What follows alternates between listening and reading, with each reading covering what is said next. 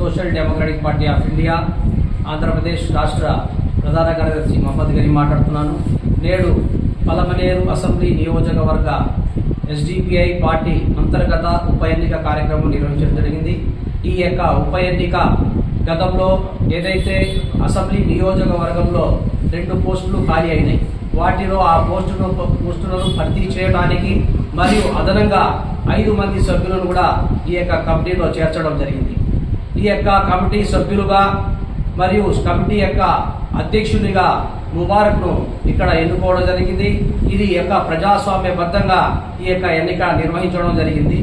అదేవిధంగా ఏదైతే నూతనంగా ఎన్నికైనటువంటి అసెంబ్లీ నియోజకవర్గ కమిటీకి నేను పూర్తిగా వాళ్ళకి కృతజ్ఞతలు తెలియజేసుకుంటున్నాను. ఎన్నిక చేసిన క్యాడర్స్ కు మరియు ఎన్నికైనటువంటి నాయకులకు తమ యొక్క బాధ్యతాయుతంగా ప్రజా సంక్షేమం కోసం పోరాటం చేయాల్సిందిగా మనవి చేస్తున్నాను.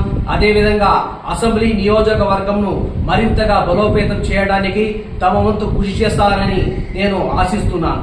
అదేవిధంగా ఏదైతే అసెంబ్లీ నియోజకవర్గం నందు ఎన్నో రానున్న ఉప కార్యక్రమాలు, రానున్న ఎన్నికలలో స్థానిక సంస్థల ఎన్నికలు రానున్నాయి. ఆ ఎన్నికలు కూడా పూర్తి స్థాయిలో సంసిద్ధమై ప్రజా సంక్షేమం కోసం నేడు భారతదేశంలో ఉన్నటువంటి కుతంత్ర రాజకీయాలకు వ్యతిరేకంగా మరియు ఏదైతే ఆంధ్రప్రదేశ్ రాష్ట్రంలో కూడా ఏదైతే కక్షపూరిత సాధింపు చర్యలుగా ఒకరిపై ఒకరు సాధింపు చేసుకుంటున్నారు, అదేవిధంగా ప్రజా సంక్షేమాన్ని దొంగలు తొక్కి వీళ్ళు చేస్తున్నటువంటి ప్రజా అభివృద్ధిని కుంటుపరుస్తున్నారు.